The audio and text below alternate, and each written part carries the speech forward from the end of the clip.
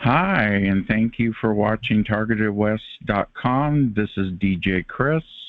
I'm here in beautiful Lodi in my trusty camper with Andrew from Kansas, who's going to tell us his story, and we're going to speak about targeting in general. He gets Gangstalking, the Telepathy, and the Dreams, which is right down our alley. So we'll be recording this today for show 78, and it'll be played back on Sunday for your review. So without further ado, oh, by the way, today is the 15th or 13th of September 2023. Andrew, are you there? Come on in. Yeah. Hey, my name's Andrew. How's it going? Okay, everybody? Good, good. So you ended up getting targeted in 2014, and you may have been targeted longer than that.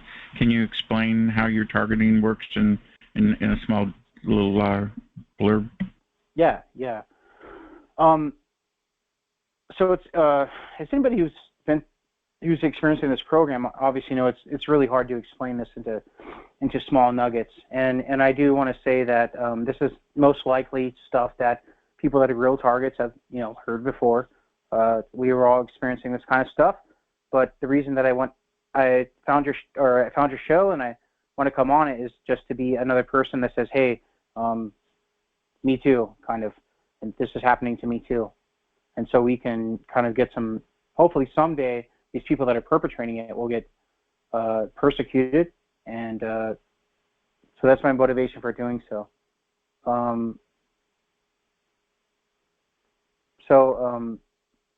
I started noticing this was happening to me in 2014.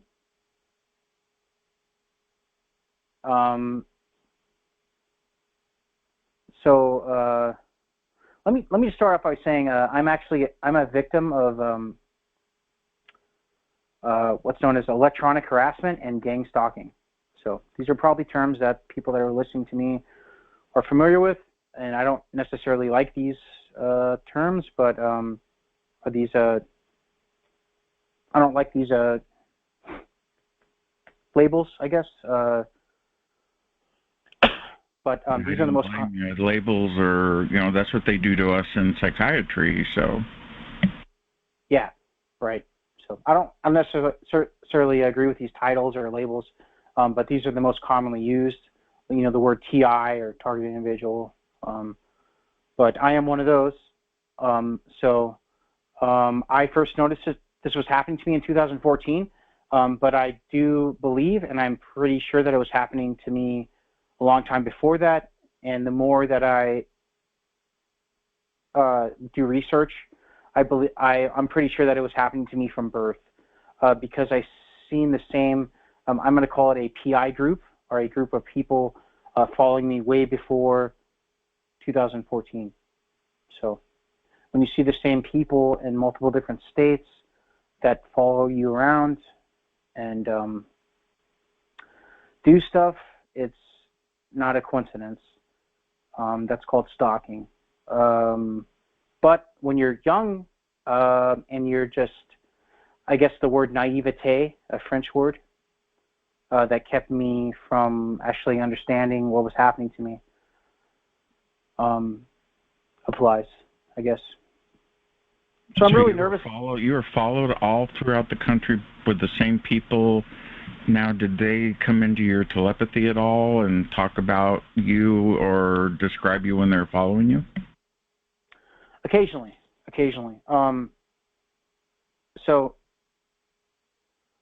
I just want to start off by saying I was born in Kansas.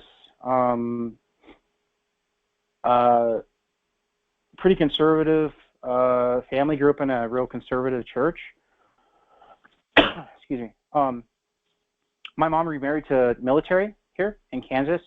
We're right by the base in Manhattan, Kansas, Fort Riley, Kansas. She remarried to a military gentleman. I had two stepdads, actually, that were in the military. So we traveled a lot everywhere. So my story has to do with a lot of traveling, a lot of moving. So especially in my later years and in my earlier years. But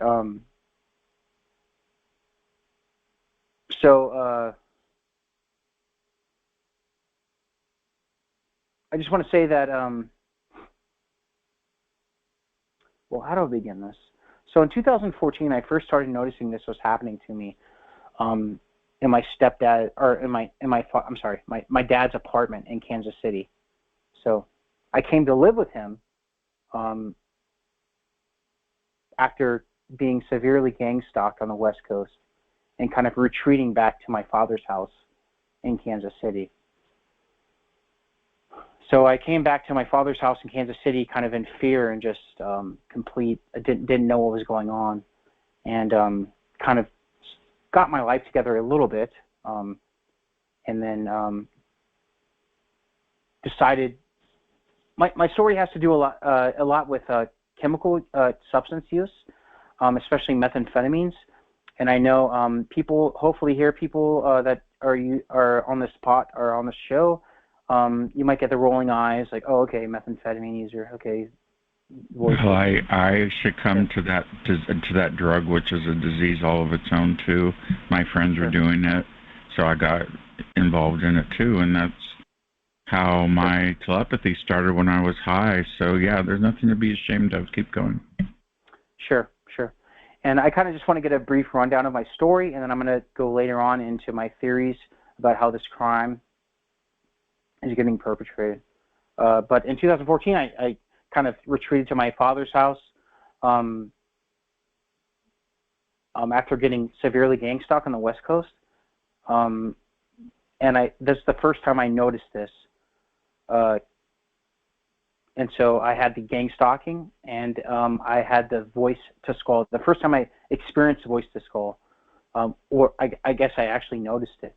Because I believe they kind of warm you up to this, like boiling a frog slowly. That's what I believe. But the first time I actually experienced voice-to-skull was when I was in my father's apartment. And then I was working at I was working at a restaurant, and then we all got off our shift, and then after the shift, we kind of engaged in some, we were just all hanging out at the chef's house, and just kind of chopping up a bit, and then hanging out, and then one of the people on the line that I worked with had some stuff that he kind of hooked me up with, and so the rippage ensues, I guess. And so, methamphetamine is very common in the restaurant industry because of the long, hard hours and rough terrain.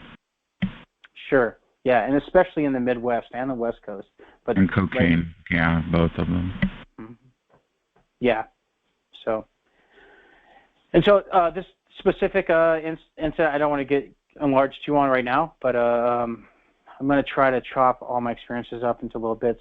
So anyways, I was staying up for multiple days in my father's apartment. My father is not a drug addict, but he did some with me too. And then I started that's the first time I experienced voice-to-skull.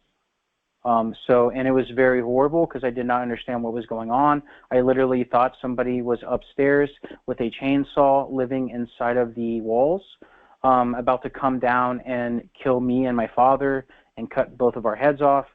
It was very bad. So that was my first experience with voice-to-skull. Yeah, and you have to understand, for a perfect experiment to happen, you need someone to do drugs so that there's a cover. Because if you went to a doctor and said, I heard voices and a chainsaw, they'll say you need to go on medication. You're schizophrenic. Right. And it's induced from the drug. Yes. Do you know why I know that? Because that's what they said to me when I first went to see a doctor. They said it's a meth. Yes, and I had that experience many times. It's a perfect experiment. It's a perfect cover. And mentally ill people, someone who has issues, you give them B2K and no one will believe them. It's a perfect cover. That's why they do this. And by the way, the reason they got you was you were up at night and they watch the roofs of apartments and houses at night and look for activity. That's how I think they got us. Yeah, and I don't mean to be explicit, but the pornography and everything else. I was doing the same thing. Yeah, methamphetamine makes you hypersexual, by the way, audience, if you want to know. Yes, anybody who's done that, not to be explicit, but that is just how it is. So, but I want to kind of regroup and go back to the actual gang stalking, my experience beforehand, up to when I first noticed it in 2014. So, like I said, I'm from Kansas. I had a very unstable lifestyle. Like I said, my mother remarried to two different military gentlemen. When I was a kid, my mother got remarried and relocated to Fort Lewis, Washington, or Tacoma, Washington, which is right next to Seattle. It's kind of like the Oakland of San Francisco, like Tacoma, Seattle, Oakland, San Francisco. Yeah, I know Oakland. I lived in Hayward, yeah. Sure, yeah, I know where Hayward is. So, yeah, I grew up on the West Coast. I relocated there as a kid. I moved back and forth with my father. And so I got introduced to drugs when I was a very young kid. I grew up in like Spanaway, Washington,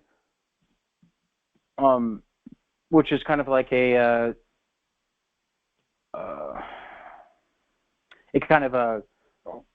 I don't know what the correct term is, like a subsidiary of Tacoma, Washington, and it's composed of like ex-bikers from Northern California. So we were doing drugs at a very young age, and it was just all around. I don't really think drugs really have to do with my story. No, they don't. They don't, but it's a component of it. You have to tell the whole story in order for it all to make sense. Sure. And like you said earlier, I do think that the reason that they target drug users, especially methamphetamine users, is because they are discredited and they're easy to manipulate. Bingo, yeah. So, I agree. Keep going. Yeah, and so let's see. I moved back and forth in my life around 2010. Let's see, 2010. I'm kind of like 20-something years old. I went back and forth to my father's house in Kansas City after kind of moving around because my father stayed in Kansas City when my mother moved to the West Coast and kind of got remarried to my stepfathers. So around 2010, I get kind of really wrapped up in the methamphetamine game on the West Coast, especially the Northwest, which is methamphetamine is huge there, just like it's huge everywhere. So I really fell into communion with some really bad people. Now, I'm not a tweaker. I'm not one of these people taking apart bicycles in my front lawn or mowing the lawn at 4 a.m. while it's raining. But that's part of my story. So in my 20s, I fell into this group of people and almost went to prison. So I stole some stuff. I didn't rob a bank or anything. I stole some stuff that wasn't mine, some merchandise, and that was my first and only crime. And so I almost went to prison for it and did my probation, got off my probation. That was my first and only crime. But I am a felon, according to the United States. Gotcha. Yeah, I had my friends who dealt drugs that hung out at my house were felons. So that's probably part of the association. They're going to torture felons because they figure they can get away. You can torture a felon because they can't fight back because, of their labeling. So there you go. Yeah. There's another piece of the pie for law enforcement, intelligence agencies, and the government to torture people because of using a drug that used to be illegal. They used to give out amphetamines. Yeah. Housewives got them, and bennies were popular. Matter of fact, my book talks about bennies, and it was very popular. And then all of a sudden, even the college students were using it. All of a sudden, Nixon decided to reschedule everything and made pot and everything super felony, and so you get caught up in it. And and everybody took an Adderall now, which is a derivative of it. So it's like everybody wants that energy because the food's terrible, the stress is horrible, and you don't have any way to escape life because life is bad for a lot of people. So the methamphetamine shows up and your friend gives it to you, and before you know it. But that's not what the story's about. It's about the V2K and the dreams. Tell us a bit about your dreams. Do you get the dreams with your life previous and stuff too, like I do? Yeah, I get the dreams now occasionally. They are very vivid, but they were vivid more early on in my gang stalking. And you said that Dave Case's CD helps you with the dreams. Can you explain how that works for people listening? Sure. Yeah. So I've spoke with David Case a few times. I do have his number. He's not hard to find, obviously. And I do use the David Case file. I mean, obviously CDs are kind of archaic, but I mean, David Case suggests some type of external format that you listen to the noise, I guess, I don't know what to call it, the file that he's made, like an MP3 player or a CD player, because it is uncorruptible. So, whereas if you played it on your cell phone, it'd probably be corrupted. I got you. Go ahead. Sure. And a lot of people do that, and I don't know if that's valid or not. I'm not here to say what's valid or not valid, but I use the external MP3 player, and I use the KTX Pro COS headphones. I think he recommends. A lot of the people that are targeted use the bone conductor headphones, but I spoke to David, and he said that bone conductors actually do not get the same results as the COS headphones that he actually recommends on his site, and the COS headphones are actually only $19.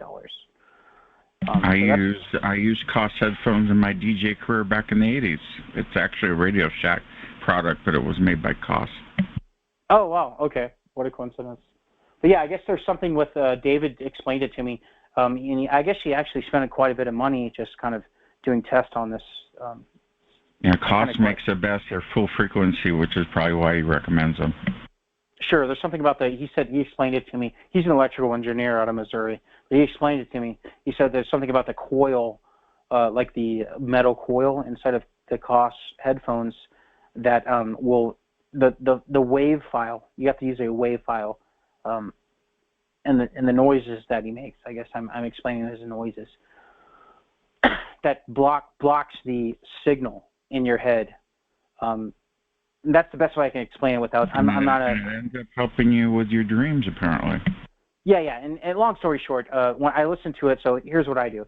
I listen to David Case's file while I'm sleeping, and then what I do is simultaneously I play like a podcast. Let's say I listen to the Joe Rogan podcast or whatever in the background, and I turn that up, and then I also put David Case's file with the COS headphones on about medium to low.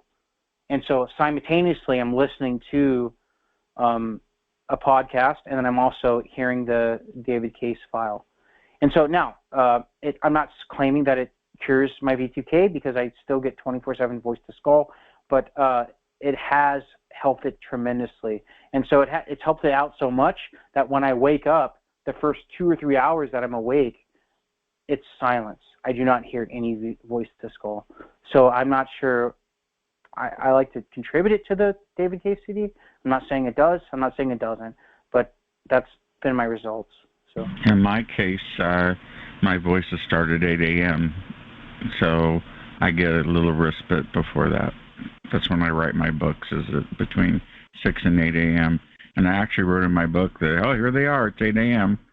Yeah, mm-hmm. So in my case, I guess they come into an office, or they have hours. So in my case, that's mm-hmm. what happens. That's why it's quiet in the morning.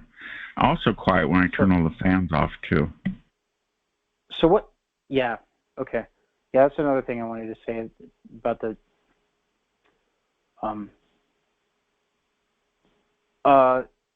the actual the way that the V2K acts is it. So I guess let me just I guess start with this. I kind of wanted to explain the gang. I kind of wanted to go through the gang stalking stuff. Let's talk about gang stalking now. That would be perfect. So I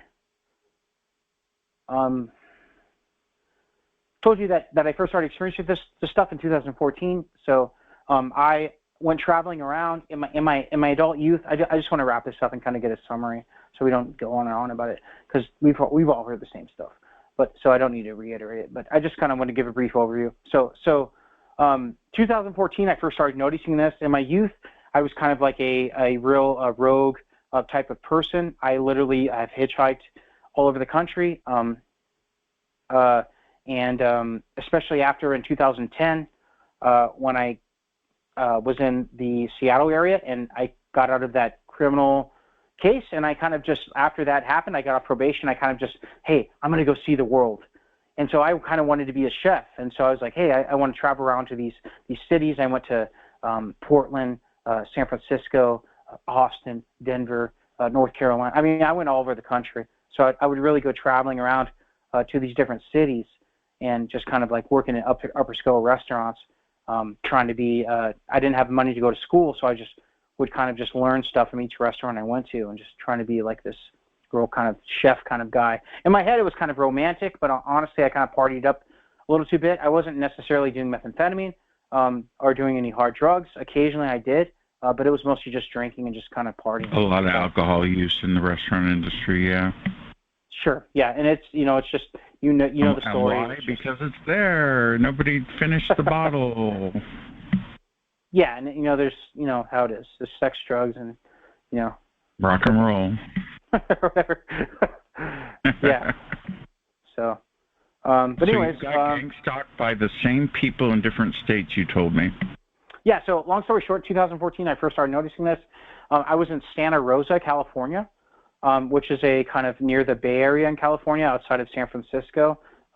People that are from California, especially the mid area or north, know the Santa Rosa. And so I was getting super heavy gang stalk there, and I was working at a pretty high-end restaurant in Santa Rosa, and was homeless, obviously, at the same time, simultaneously.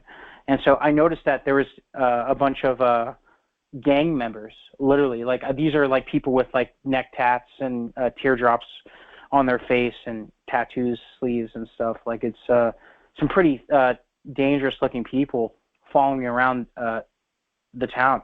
And I was very concerned about it because, I'm not, at the time I'm not involved in any drugs. I don't owe any debts. I'm not a gang member. I'm not, you know what I mean? It didn't make sense. It was like, I was public enemy number one. And so, I hightailed it back to Seattle. I was like, hey, I'm just going to go back to Seattle. I'm going to go to Seattle. And then it followed me up there. It's like everywhere I went, like there was all these crazy ass people, like people that were threatening me, like literally physically looking at me. I mean, it was everybody. It wasn't just like the thug looking dudes. It was like I would go into a store. Like I would go into like say like a Whole Foods or something and like get a fucking salad or something, or a drink out of the bar. And like there'd be people like talking about me, like whispering, looking at me, staring, the whole gang stalking thing. So it was very bizarre. So I called my dad up and I'm like, hey, look, man, there's people like following me. I mean, I don't know what's going on. And honestly, at the time, I thought that the cartel was after me or something for some reason. Or the cartel was after me, or like the mafia, or like, I thought at one time like the gay mafia was after me, because when I was involved in methamphetamines in my life, it was usually people that were homosexuals. Methamphetamine is the number one drug in the gay community. Yes, that's how I got hooked. Sure, yeah, and so what's up, and so that's what goes on in the meth scene. But oh yeah, we have it down to a science. We have white parties, we have weekend parties, we have weekday parties, we have party, and then everything falls apart, and then you end up getting HIV. Yeah, it's very unfortunate, and again, I just want to say this. I'm not glorifying methamphetamine use. I think it's a very horrible drug, and I think it's demonic. And anybody who's doing methamphetamine, It's a military drug, is what it is. It was invented by the Germans and the Japanese for war. Yeah, they should stop right now and get help, because methamphetamine is a horrible drug and it'll ruin your life. So I know. I've been sober since 2001. That second the helicopter was above my roof, I said never again. And then my life started falling into pieces for the good. Right after that, I learned my lesson, and I got away from those people that were coming to my home. Didn't have them in my house anymore. Yeah. And eventually I had to move out of the area and just not talk to them anymore because they were still doing it. And they were all felons. Yeah, it's very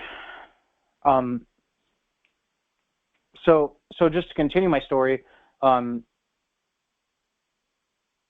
I was in Santa Rosa, California. I went back to my dad's house in 2014, and that's where I first noticed the V2K and everything else, and I kind of put it all together and just noticed what was happening.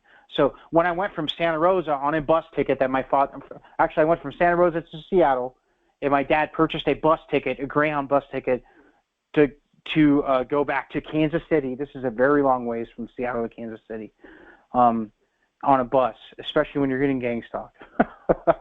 And so the whole way on the bus, I had people with sunglasses and the whole nine. I mean, it was crazy. I'm like, what the fuck is going on? So I thought it was like the cartel. And when I get back to my dad's house in Kansas City, he lived in Platte City, Missouri. And so Platte City's like north of the airport. Anybody who knows Kansas City, Kansas City's a pretty rough town. But when I got off the airport, and he lives north of the river in Platte City, Missouri, one of the safest towns in Missouri. But it was going on there, and he had a little apartment there in a safe neighborhood, and it was just going on there. I mean, it was like I went there, and it was literally. So here's what happened with the gang stalking. And I'm not going to enlarge on this too much. I'm going to finish it up and start talking about the electronic harassment. But here's what happened, is that I literally moved into my father's house, or my father's apartment, right, in the apartment complex. A nice neighborhood now. This is a nice town, nice neighborhood, okay? When I moved in, 2 or 3 people around the apartment complex moved out, all simultaneously. It was very bizarre. It was something you see out of a movie. And so at the time, I'm like, okay, that's a coincidence that 3 or 4 people would be moving out at the same time. And all of a sudden, all these people moved in, like literally next to me, and they all had yellow vests. It was very bizarre. I mean, it's like something you see out of a movie or something, a Truman Show or something. It's very weird. And they all started literally physically harassing me. Like when I would go in and out of the apartment, I got a job, like at a hotel down the street. They literally would come and physically harass me at the job. People that were working at the job would do the directed conversation. Like I would have chats online, say, because I'm a chess player, and I would do chess tournaments online, and I would talk shit, specific stuff on the chess chat, and I would go to work, and these people would start they would say the same thing that I was chatting on the chat on the chess website. Like it's called directed conversation. Because they can see through your eyes and they can hear through your ears. Sure. And they can hack your internet.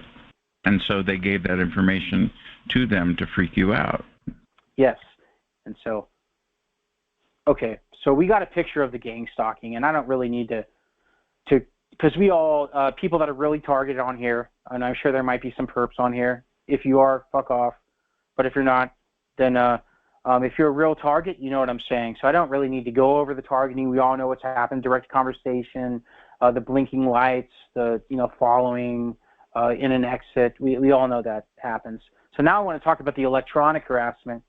And so the voice to skull is so now I live in Manhattan, Kansas, and so now I get very minimal gang stalking.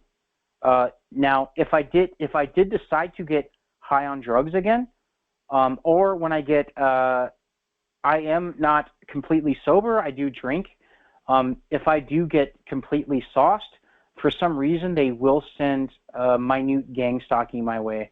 So I'm talking about the cars and the people coming into my job wearing the same shirts that I'm wearing, stuff like that. But I do get 24/7. Currently, I get 24/7 voice-to-skull technology. So I have a voice that's literally repeats my thoughts, and it's constant derogatory voice. It is, you're a piece of shit. You don't love your father. You don't love your mother. What they call me is a piece of shit. That's what I am. That's my name. You're a horrible person. You're a piece of shit. You don't love your grandma. You don't love your father. You didn't do this correctly. You didn't do that correctly. It's just constant, 24/7. And when I mean 24/7, I mean literally when I wake up in a dream to go take a piss. In the bathroom, they're waiting for you to ask you how the dream was and to see how you're doing.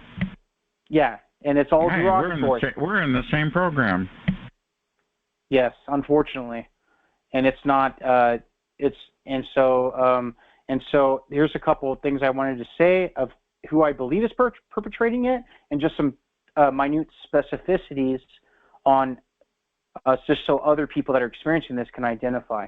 Okay, so 24/7 voice to skull. So when I stand next to a loud, any type of mechanical device, like say a refrigerator or a type of like an air conditioner or a fan, when it's hot outside, I turn the fan on because it's cold. Or I'm in a building and there's like centralized air and I stand next to the vent. So this sound rides off of that. Again, I'm not an electrical engineer. I don't know the exact science on it, but it rides off that frequency or whatever. These terms Same thing with me. The big air conditioner. I live in my RV. The big air conditioner talks to me, but my little air conditioner doesn't.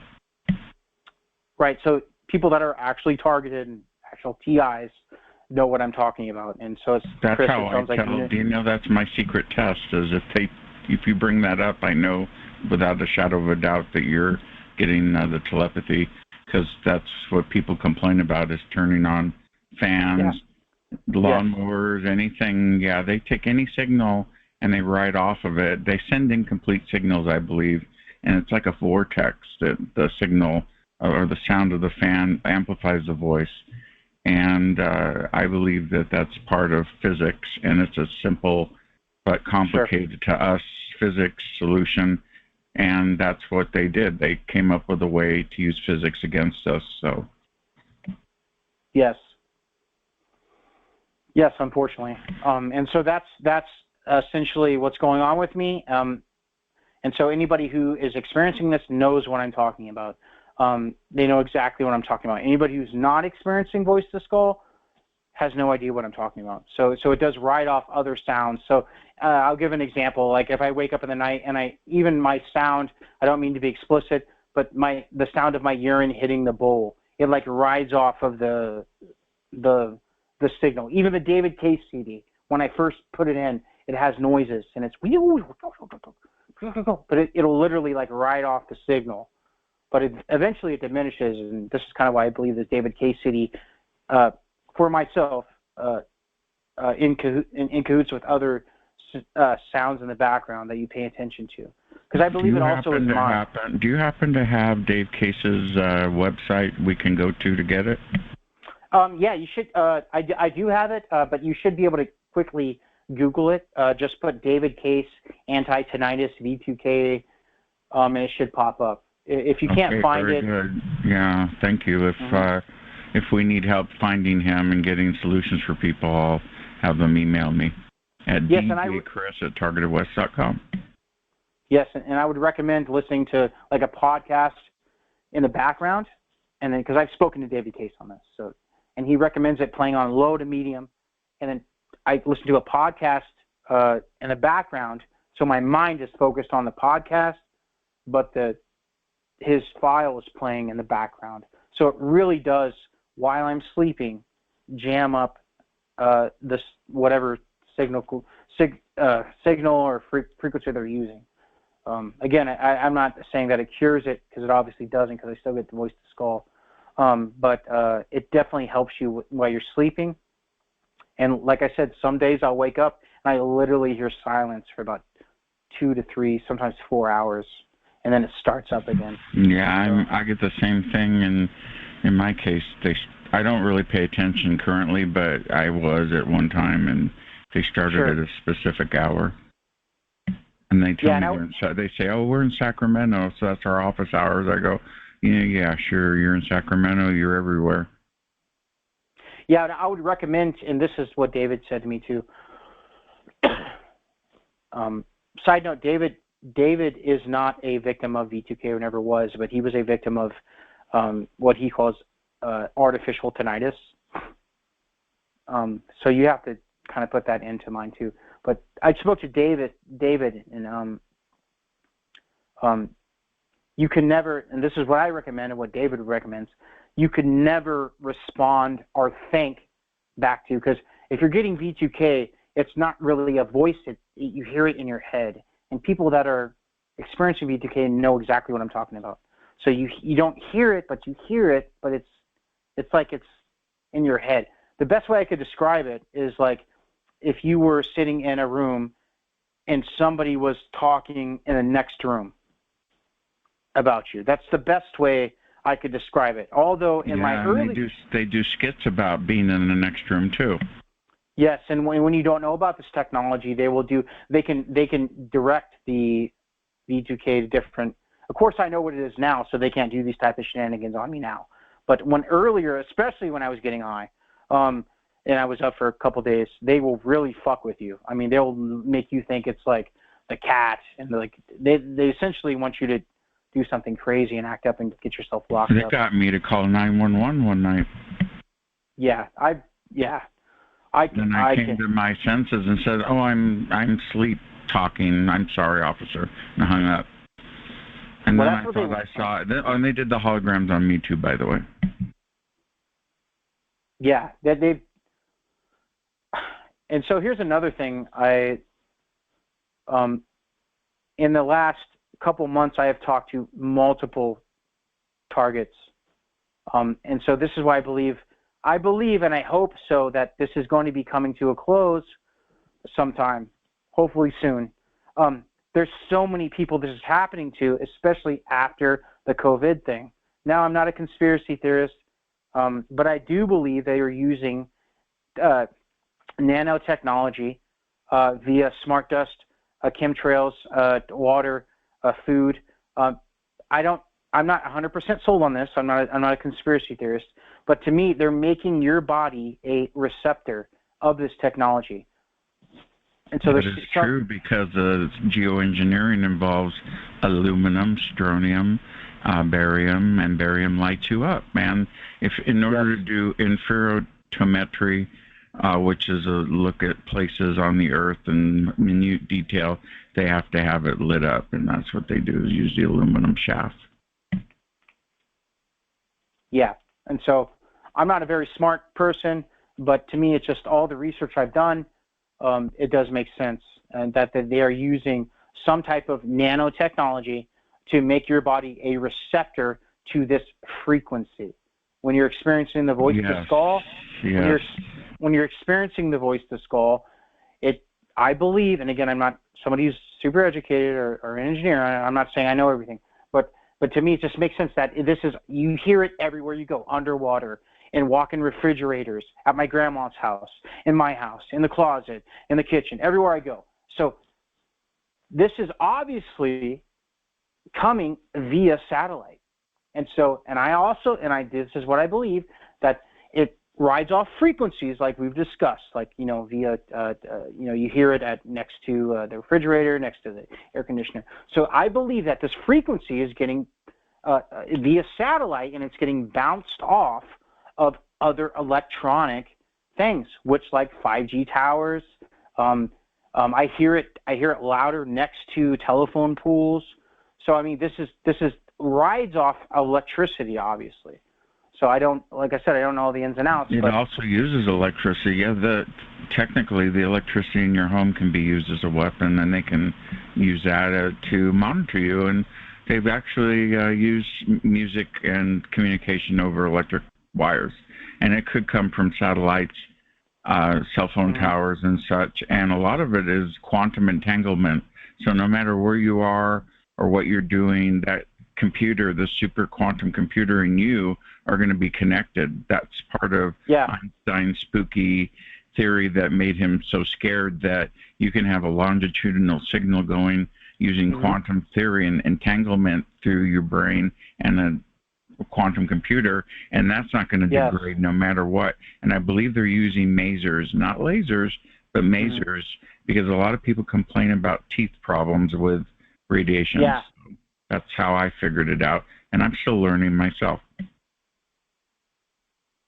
Yeah, I've heard all these terms before. I really have. Of course, we all know about Robert Duncan, and all these other. Yeah, we have Robert Duncan on the call. Oh, really? Wow. Okay, Robert Duncan. Hey, you're a big inspiration to me, if you can hear me, and I'm a real person that's a real victim of this technology, and it sounds like Kris is too. So we need you. I mean, we appreciate everything you're doing, and this is a real thing, and we are real victims. So it's. I had Karen Stewart on too, and she told me the story of the NSA and what they did to her too. So, even the government employees. Dr. Duncan worked for the CIA, the DOJ, and as a contractor, and invented some of this technology. Now he's here to stop it. I really hope so. And so now we've talked about. I kind of want to group back. We've talked about the electronic harassment. We've talked about the actual physical gang stalking. And so I want to kind of talk about my theories on who's perpetrating this. And so you got 3 more minutes left. Okay. Yeah. So I honestly believe it is. Who else would have this infrastructure other than our government or the intelligence agencies? And so. They obviously pick on people, drug users, methamphetamine users, black people, black women for some reason, people that are discredited. And these people are innately cowards. These are very cowardly, horrible, ungodly people that are perpetrating this crime.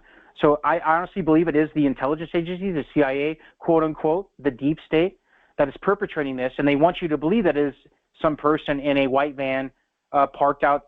Although they do use private citizens and contract out private investigation groups, it is ultimately the intelligence agencies that are perpetrating in your government, Air Force, military, FBI, DOD, DOJ, that is perpetrating this crime.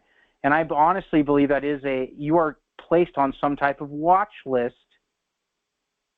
You are placed on some type of watch list. Why? Because these departments need to grow. Why do they need to grow? Because in order for them to get funding, if there's no enemy, they need to create an enemy.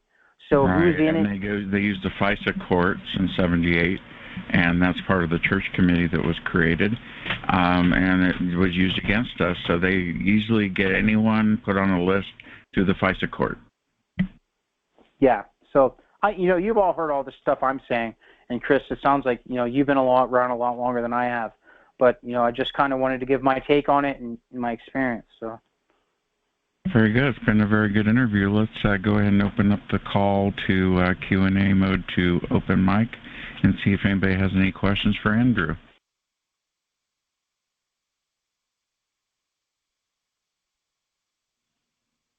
Okay, we're unmuted. Everyone's muted. If you have a question for Andrew, now's the time. Come on in. Hey, hello, Kris. Hi, this is Kris from Idaho. How are you guys? We're good. Thank you for calling into the call. Yes. It was last minute I saw it, so I was so glad. So I'm a TI who's heavily gang stalked and a lot of other things. But my question to you is, I live in a small community, about 3,500, born and raised here, left for 40 years, came back. I'm 65. And I have a lot of friends that are from here, and most of my family is from here. And I have noticed that, some of my family's involved in it, and I just wanted, and also I see that the police are heavily involved. All the police are involved in it. And my question is, did you ever go to the police? Because I have so much evidence with the gang stalking and everything else, but I want to know about the gang stalking. Have you gone to the police, and should you go to the police if you haven't, even if you have evidence? Go ahead, Andrew. Your mic's open now. Yes, to answer your question, short answer, they will use, and they have used on me. They use what's called slander campaigns. Yeah, they will. Me too. They will. Yeah, and obviously it's really easy to do nowadays. Social media, everybody's got cell phones. They will spread false narratives about you. For me, they've said I was a pedophile, I was a drug dealer, I was they've used the whole gambit on me. And so that's how they'll get your family members involved. They've done the same thing with me. I do not suggest calling the police because that will, unless you have concrete evidence. And then if you do have concrete evidence, I would actually escalate it to a higher form of authority. Okay. But I would not recommend calling the police because it'll probably eventually end you up into some type of hold, a unit where you're on. Yeah, because they're all over me everywhere I go. Yes. Every stop that I make, there's a police car, police everywhere. And I'm, I don't have any criminal history on me, nothing. And it's so frustrating. One more question I had. Do you happen to know which kind of app that they use to communicate with? I personally don't know. To me, you could just, they probably have their own private apps. I obviously don't, I would never participate on this horrible, cowardly crime. So I don't have access to these apps, but I don't think it's very hard to do. You could just send somebody a text. Probably some military-style technology that they have in an app form made by Lockheed or someone of them. Yeah, because it's just the second I walk out the door, they know exactly where I'm going to be. It's that cell phone, The cell phone is the new weapon they use for gang stalking. Hey, listen, I want to say something. Can you hear me? Come on in. Yeah. Yeah. Hey, do not cower down to these people. If you have the capability to if you have a loaded gun in your house, do not be paranoid about it. Be safe about it. I'm not suggesting you do anything violent, but do not cower down to these people. These people want you to be paranoid. They want you to always be looking over your shoulder. Live your life. Live your life. Do not let these people stop you. You live your life. Yeah. Do not let these people stop you. I live my life. I still try, I love to get out and day trip and weekend trip, and it doesn't matter which state, wherever I go. I'm surrounded by it everywhere. Don't let these people stop you. These people are cowards, and they're, honestly, I don't know if you're spiritual or not, but they're working on the opposite team. We're on God's team, and they're on. Mm-hmm. So. Amen on that. I've learned a lot now because I've been a TI for 5 years, but I wasn't sensitized to the gang stalking until about 8 months ago, and then I looked back on it. I was gang stalked for a long time.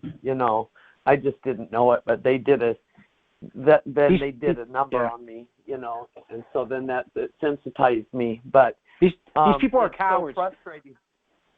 Yeah, they're absolute cowards. Yeah, it's just so sickening. But did anybody else have any comments too? Thank you for that, and grateful for this thank group. you. Keep talking. I was just wondering if anybody had a comment for you, Kris. Oh. I've found faith now. I've always been, believed in God and stuff. I just never would go to church, but I'm going to tell you, if you've noticed this, like they have absolutely gone into every church, the Mormon church, Catholic church, Methodist church, the Amish people. We have an Amish community here, and they're all involved, every one of them. And it's unbelievable to me that these people can be bribed by the government or whoever it is, you know. Well, they need money, and that's how they do it. It's all about money. I know. I mean, it's so unfathomable to me that people can do this for crimes against humanity, your own people or anybody, just anybody. It's so mind-boggling to me. It's hard for me to grasp. But now that I'm with Targeted Justice and I'm attending the rally, are you guys going to be at the rally? I won't be at the rally, but I surely support it for sure. I mean, it's not anything I really can spend a lot of extra money on, but you know what? For me, I just feel like it's so worth it to be a voice, because if we don't start speaking out, who's going to do it, you know? And at first I was afraid and fearful. I get targeted heavily every single day. It's very painful. You know, we all go through it. And but I try to stay healthy. I try to eat healthy, and I try to exercise as much as I can, and to keep it up. And so just until about 1 month or so ago is when I made the decision to turn it over and said, I am done. They're taking me out right now with the radiation and everything else, you know, with all through the maser. Yeah. Give it up to God, because we're not judges. We don't have the power. You give it up to him, because he's the only one that sees the truth and can help you. I need to end this recording, but we can keep going for another few minutes. Thank you for watching this pre-recorded show 78. Thank you. We're not in any mode because you're watching it through the show on Sunday. So we'll see you again on Sunday for the ending, which will be open mic. Thank you again for watching us on your favorite platform.